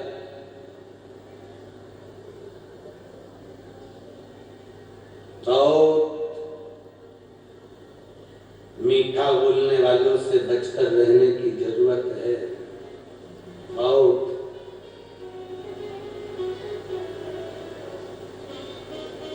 शिव कथा थोड़ी कड़वी है, थोड़ी कठोर है, पर एक बार अगर दिल में लग गई तो जीवन की सार्थकता सिद्ध कर देती है। ये शिव महापुराण की कथा एक बार लगी कि उसमें जब एक बार आप जान गए कि शंकर की भक्ति का फल क्या है, रावण को मारने से पहले राम जी ने शिव जी की स्थापना करी थी। कंस को पछाड़ने पर भगवान कृष्ण ने भी शिव जी की स्थापना करी थी।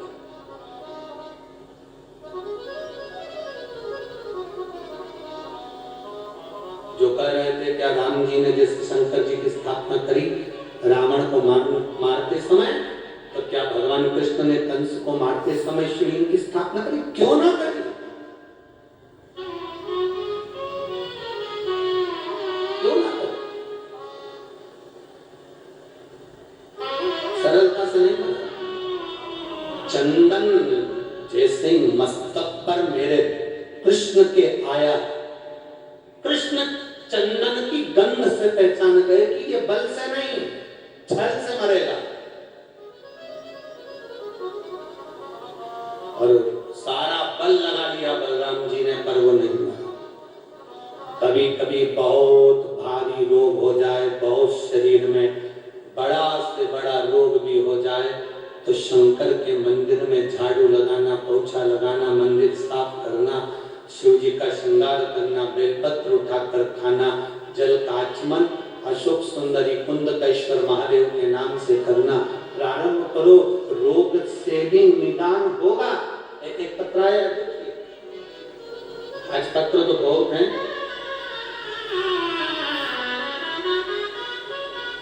पहले एक फोटो देखिए जिसमें मुख पर कैंसर हुआ। जो फोटो पहले नंबर का है, चेहरे के ऊपर वो घड़ी है। एक पत्र है।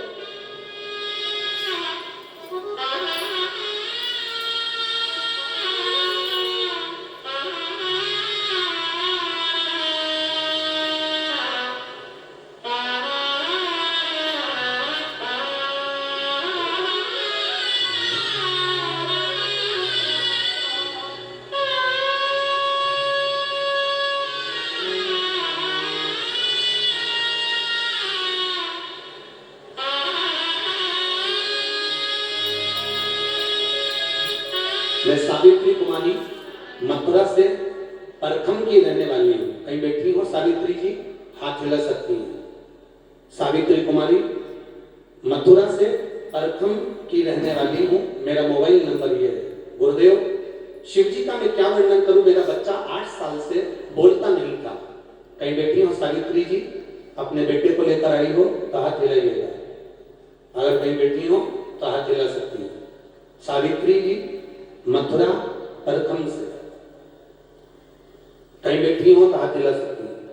मेरा बेटा 8 साल का हो गया था, बोलता नहीं था, उसकी मुंह की वाणी नहीं थी। डॉक्टरों को दिखाया, उसके अनुसार इसकी वाणी आना मुश्किल था। इसको दमे की बीमारी थी, श्वास की बीमारी थी और बोल नहीं पाता था। निपट गूंगे का भाव उसमें था। गुरुदेव, अब करें तो करें क्या? सब जगह दवाई दी, इलाज करवाया, बीमारी का कोई इलाज नहीं निकला, आवाज नहीं आई। 8 साल का हो गया। तब किसी के कहने पर जब दूध का पाउच लेने के लिए गए तो दुकानदार कथा सुन रहा था। उस दुकानदार की कथा सुनते हुए हमारा मन भी कथा में लगा। हम मोबाइल पर कथा सुनना प्रारंभ करें। पानी का वर्णन आपने करा। एक कथा में आपने कहा था जिसकी वाणी नहीं आती उसको काली तिल शिव जी को चढ़ाकर उसका खाना और जल भगवान शंकर को अशोक सुंदरी के नाम से चढ़ाकर पीना। हमने हमारे बच्चे को वही क्रम करना प्रारंभ करा। कुंदकेश्वर महादेव का नाम लेकर जल चढ़ाते, पानी पिलवाना प्रारंभ करा। मेरे बच्चे को दमे के कारण पहले तो खांसी चली, क्योंकि उसको दमा बहुत है तो खांसी चली। बेटे की आवाज फिर भी नहीं है। गुरुदेव, फिर वापिस शिव जी के मंदिर पर चढ़ी हुई बेलपत्र देना प्रारंभ करा और बाबा की कृपा का मैं क्या गुणगान करूं। 8 साल के बाद मेरा बच्चा बोलना प्रारंभ कर दिया। मैं बाबा को यहाँ प्रणाम कर दिया। 8 साल के बाद मेरा बच्चा बोलना प्रारंभ कर दिया गुरुदेव। और उसको जो दमे की शिकायत थी, दमे की बीमारी थी, सांस लेने में तकलीफ होती थी और खांसता रहता था, अब मेरा बेटा बिल्कुल ठीक है। मैं बाबा को यहाँ प्रणाम करने आई हूँ। गुरुदेव, मैं पंडाल के अंदर बैठी हूँ, आपका आशीर्वाद मुझे चाहिए। कहीं बैठी हो सावित्री कुमारी मथुरा। कहीं बैठी हो तो हाथ हिला सकती हैं। सावित्री कुमारी मथुरा परखम की रहने वाली है, अगर कहीं बैठी है तो हाथ हिला सकती हैं, अपने बच्चे को ला सकती हैं। 8 साल का पुत्र, पुनः शिव कृपा करुणा सागर आई है। बेटा आया है, बेटा आया है क्या? बेटा आया है बाबू?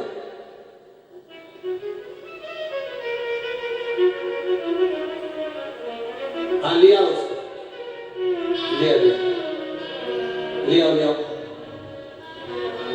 अरे लुटा दिया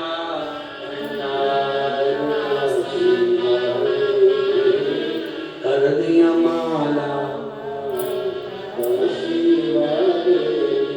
शिव तत्व, भगवान शंकर का गुणगान, शिव की भक्ति, आपका जितना चित्त जितना मन शिव में रमा सकते हो रमा, शिव में लगा सकते हो रमा। खानी ना जा, जितने बैठे हो सब बोलिए बड़े प्रेम से, खानी ना जाता कोई तरसे तुम्हारे, खानी ना जाता कोई तरसे तुम्हारे, मैं भी खड़ी हूँ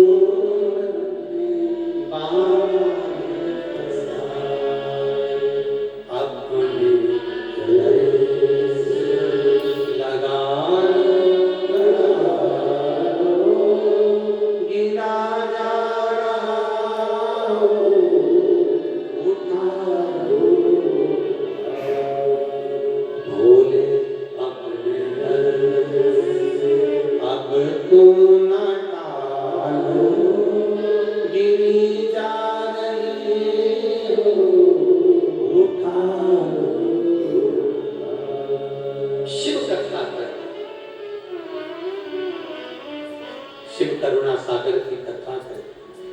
आपका भरोसा, आपका विश्वास, आपकी दृढ़ता फल प्रदान जरूर करें। एक कोसी वालों, कोसी नगर की मेरी माताओं, जीजियों और मेरे जीजाओं और जितने ब्रज की धरा पर आप लोग कथा सुनने के लिए आए हो, भले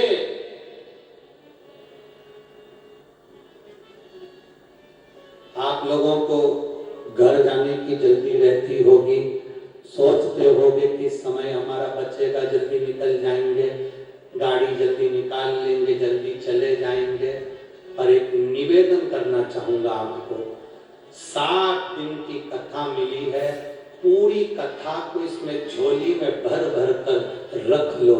आरती हो तब तक बैठ कर इस कथा का लाभ लो और आरती होने के बाद उस भूमि की रज को अपने शरीर पर लगा कर जाओ, तो क्या देगा वही जान सकता है। उसके ऊपर वो शिव है, ओ घड़ी अकाल मृत्यु हो मरे जो काम करे चंडाल का, और काल उसका क्या बिगाड़े जो भक्त हो महाकाल का। जैसे उस माँ ने लिखा कि हम नोएडा गए कथा सुनने के लिए, पंडाल में बैठे पर कष्ट बढ़ गया।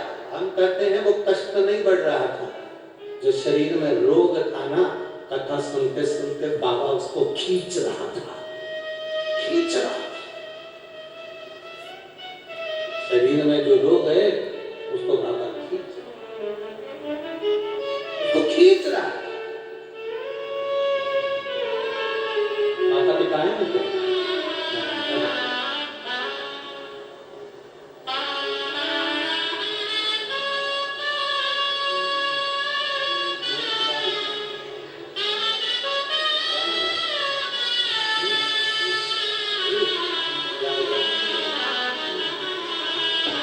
ये बच्चा जो 8 साल तक नहीं बोला, अब इस बच्चे से अपना नाम इसको बोलो। नाम क्या है आपका? ध्रुव। ध्रुव नाम। पापा का नाम? वीरेंद्र। श्री शिवाय बोलो। श्री शिवाय नमस्तुभ्यं। श्री शिवाय नमस्तुभ्यम श्री शिवाय नमस्तुभ्यम। एक बार जोरदार ताली।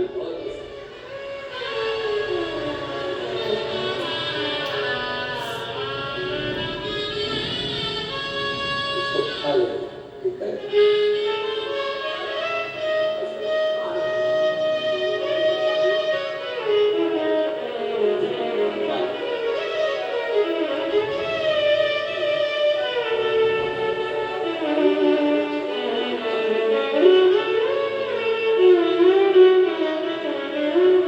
खाली न जाता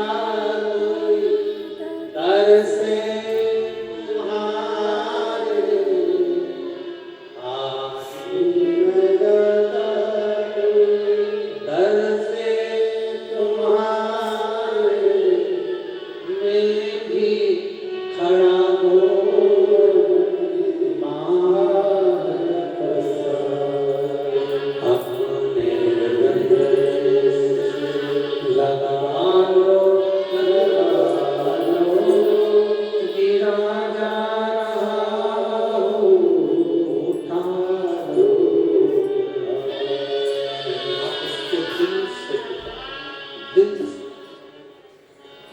जो 8 साल बाद भी डॉक्टर कह दें कि इसकी वाणी नहीं आएगी, और 8 साल बाद भी जो आवाज दे सकता है वो डमरू वाला ही हो सकता है।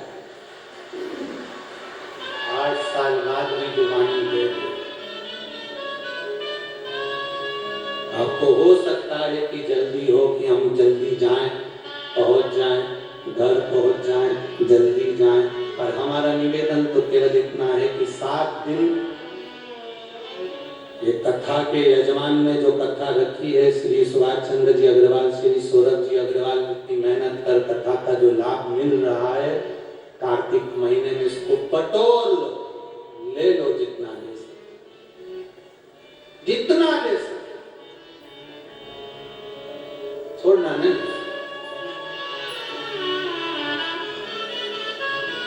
हमें सबसे ज्यादा खुशी इस बात की है कि इतने पत्रों में, ये जितने पत्र आपने भेजे हैं, पत्रों में सबसे ज्यादा पत्र मेरे बेटा बेटियों की नौकरी के हैं, जिनकी सरकारी नौकरियां लगी। इन पत्रों में कम से कम 60% पत्र ऐसे हैं जिसमें सरकारी नौकरी मेरे बेटा और बेटियों की लगी। उसकी प्रसन्नता है। 60% पत्र इसमें ऐसे हैं जिसमें नौकरी लगी है बच्चों की। उसकी प्रसन्नता है कि हमने वहां कथा सुनी थी, हम भूमि पर बैठकर कथा सुने थे, 7 दिन की कथा सुनकर गए, बाबा से प्रार्थना कर गए, और बाबा ने हमको सरकारी नौकरी दी। हमने मेहनत करी, अपना बल लगाया, और बाबा की कृपा। कर्म करो, मेहनत करो, पूर्ण करो, उसका फल मिलता है, मिलेगा। शिव कथा भगवान चंदन से पहचान गए थे मेरे ठाकुर। क्यों? मेरे ठाकुर को उपजा के चंदन की क्या जरूरत पड़ गई? उनको क्या जरूरत चंदन?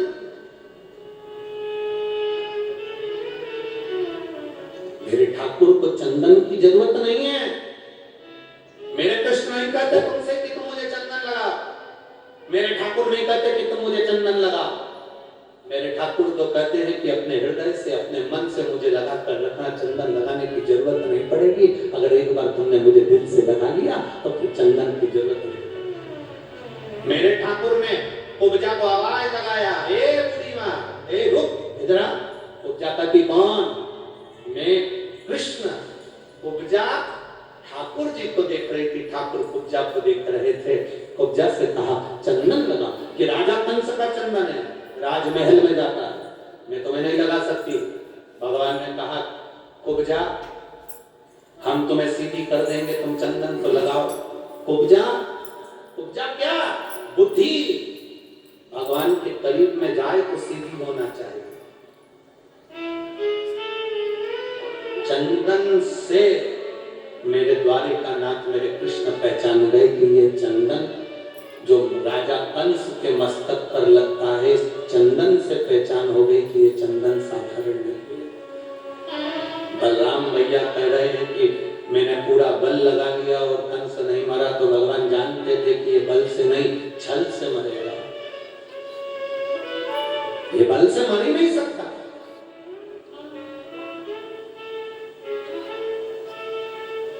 फिर छल क्या करा? भगवान कृष्ण पहुंचे,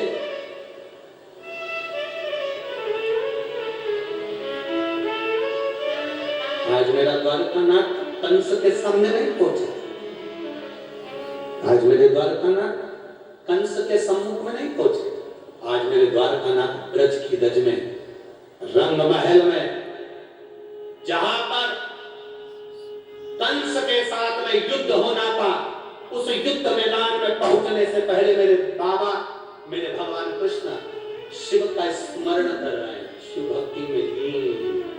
जैसे राम जी महाराज रावण को मारने से पहले शंकर की भक्ति में लीन होते हैं, उसी तरह भगवान कृष्ण भी शिव भक्ति में लीन होते हैं।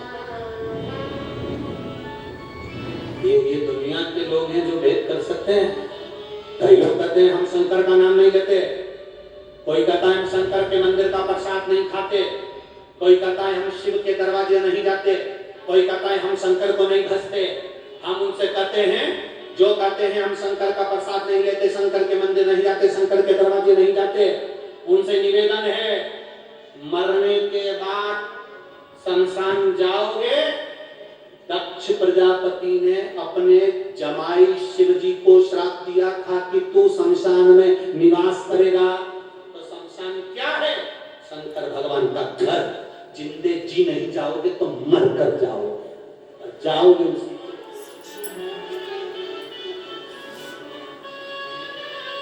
मर कर जाओगे, जाना उसी के पास है, पहुंचोगे उसी के पास।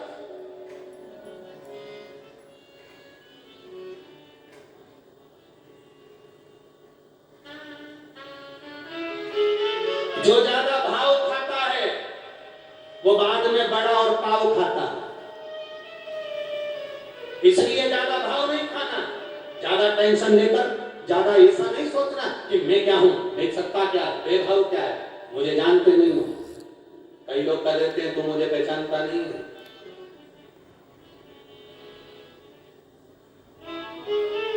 मेरा समय आने दे, बता दूंगा तुझे मैं हूं क्या।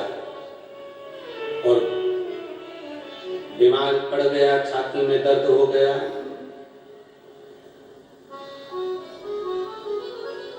डॉक्टर ने कह दिया इनका समय आ गया। क्या मतलब ऐसा समय आने से? अरे मत बुरे कर्म कर बंदे वरना पछताए, भगवान की आंखों से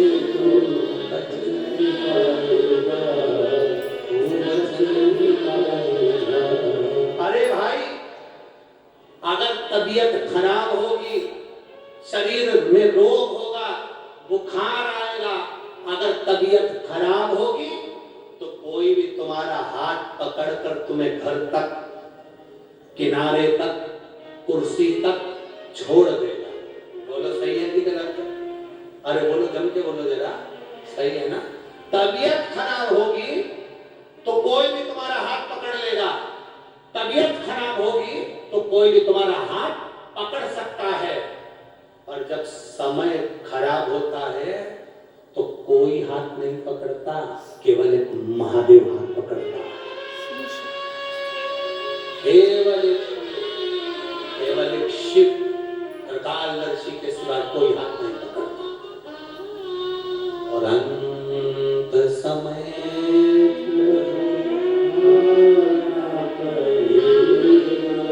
वचन दिया तो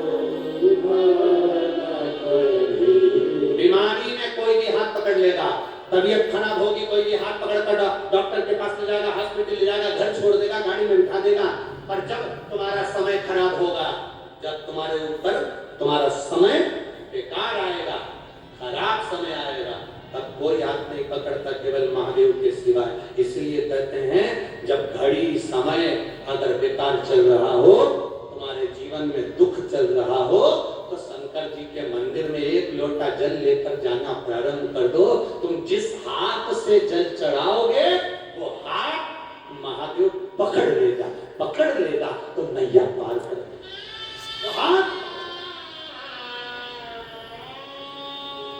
कोई कह रहा था गुरुजी ये आप कहते हो कि शिव जी को जल चढ़ाओ तो वो हाथ पकड़ लेते हैं, ऐसा होता है क्या? हमने कहा बिल्कुल होता है।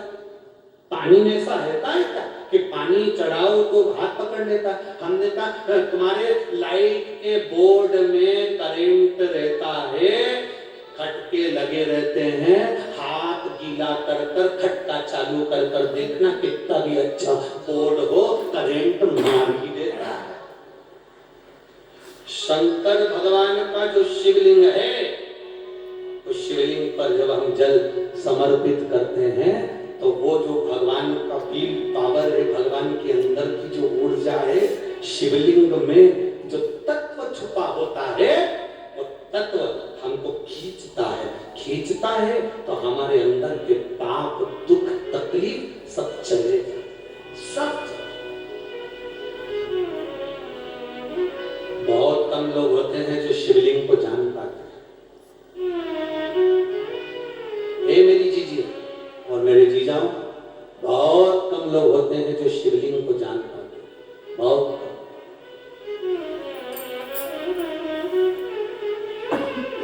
कई लोग शिवलिंग की हंसी उड़ाएंगे, बड़े से बड़े विद्वान भी नहीं जान पाते कि शंकर के शिवलिंग में है क्या, शंकर का शिवलिंग है क्या। काशी के शिवलिंग में, भीमा शंकर के शिवलिंग में, केदारेश्वर के शिवलिंग में, चकलेश्वर के शिवलिंग में, भूतेश्वर के शिवलिंग में, गोपेश्वर के शिवलिंग में, त्र्यंबकेश्वर के शिवलिंग में, वैद्यनाथ के शिवलिंग में, केदारनाथ के शिवलिंग में, सोमनाथ के शिवलिंग में, मल्लिकार्जुन के शिवलिंग में, रामेश्वर के शिवलिंग में आखिर है क्या? जिसने एक बार जान लिया कि त्र्यंबक मंत्र की महत्वता क्या है, जिसने एक बार जान लिया कि शंकर के मूल मंत्र का व्याख्यान क्या है, जिसने जान लिया कि शंकर के भीमा शंकर लिंग का वर्णन क्या है, त्र्यंबकेश्वर लिंग का वर्णन क्या है, चकलेश्वर शिवलिंग का वर्णन क्या है। कितने शिवलिंग है चकलेश्वर में? अरे बोलो तो कितने? 5। कितने शिवलिंग है? 5। गोवर्धन नाथ जी की परिक्रमा में चकलेश्वर महादेव पढ़ते 5 शिवलिंग। अब कभी विचार करा आपने कि ये 5 शिवलिंग क्यों आ गए यहां पर?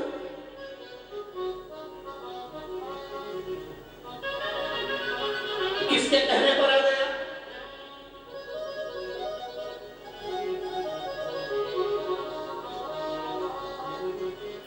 क्यों पहुंचे चकलेश्वर महादेव वहां पर? कभी विचार करा? सारे मंदिरों में 1 शिवलिंग, 2 शिवलिंग, और चकलेश्वर महादेव में 5। अरे भाई, मथुरा के भूतेश्वर, वृंदावन के गोपेश्वर, कामबन के कामेश्वर, नंदगांव के नंदीश्वर और मानसी गंगा गोवर्धन के चकलेश्वर। मेरे चकलेश्वर महादेव जहां विराजमान थे तो एक बार भगवान कृष्ण ने विचार किया, महादेव जी से निवेदन किया, बाबा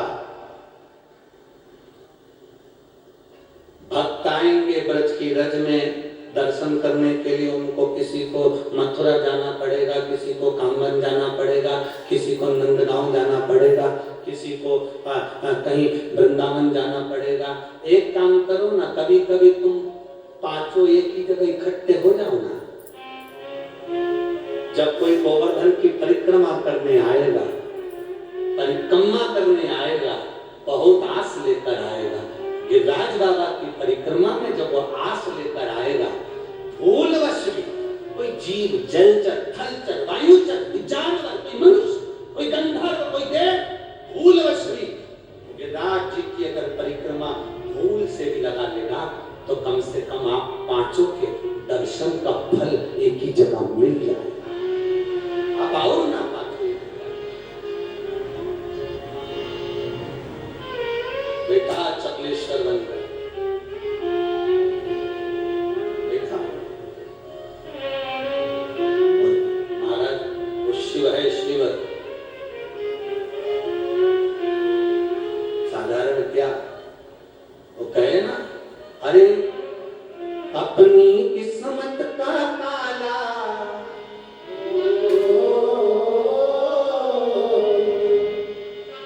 अपनी किस्मत का ताला तुम खोलते चलो, श्री शिवाय नमस्तुभ्यं तुम बोलते चलो, श्री शिवाय नमस्तुभ्यं तुम बोलते चलो। अपनी किस्मत का ताला, अपनी किस्मत का ताला, अपनी किस्मत का ताला तुम खोल दे चलो, शिवाय नमस्तुभ्यं तुम खोल दे चलो, शिवाय श्री शिवाय नमस्तुभ्यं तुम बोल दे चलो।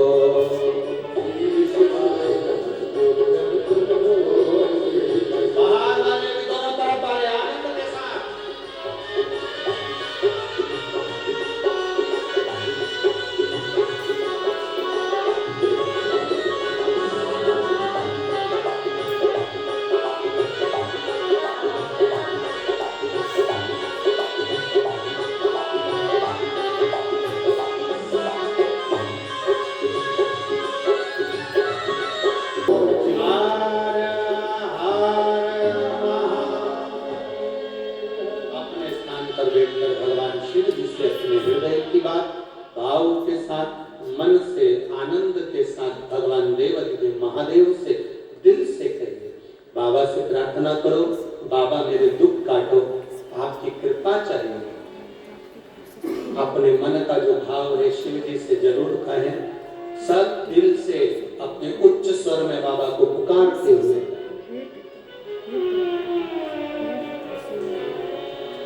श्री शिवाय नमस्तु,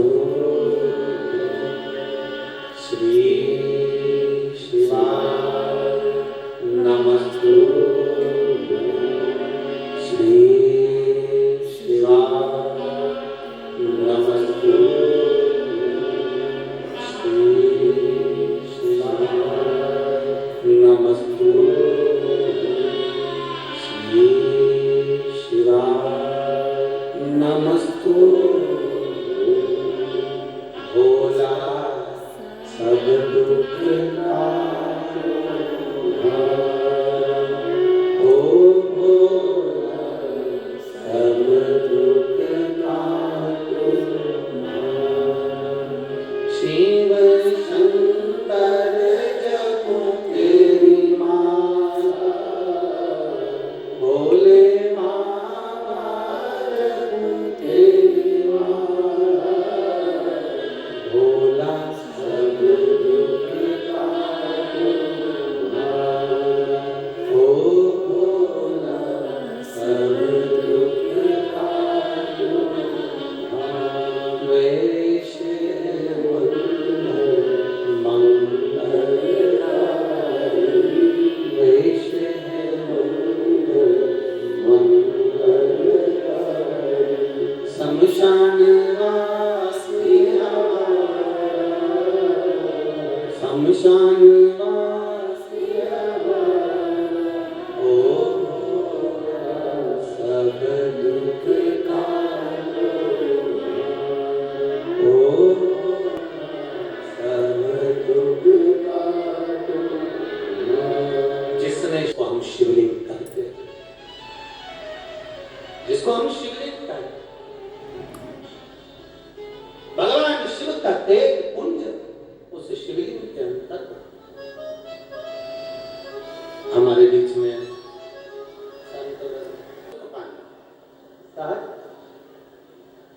शिव कथा कर रही है, भगवान शंकर का संवाद कर रहा है, शिव महापुराण की कथा कर।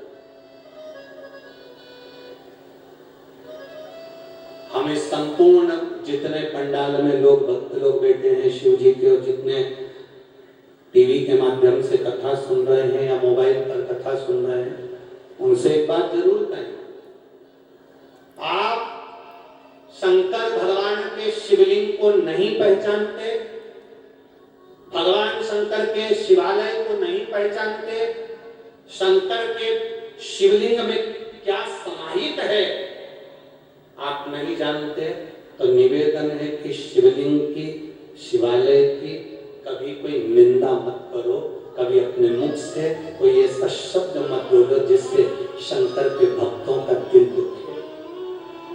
शिव हृदय जान गए ठीक, ना जाने मर्जी।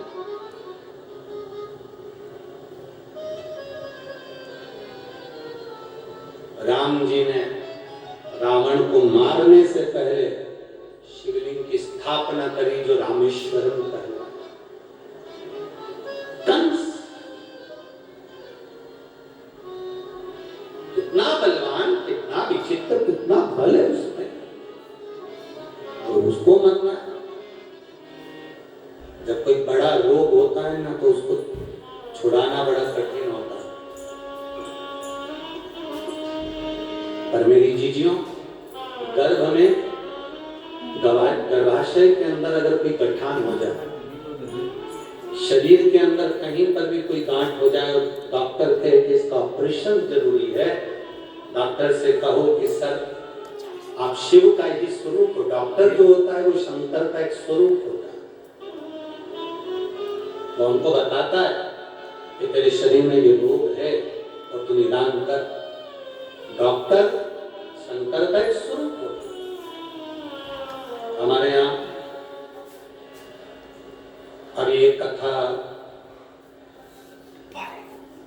28 नवंबर से 1 दिसंबर तक ददरुआ धाम जिला भिंड में भी एक कथा है डॉक्टर हनुमान जी की।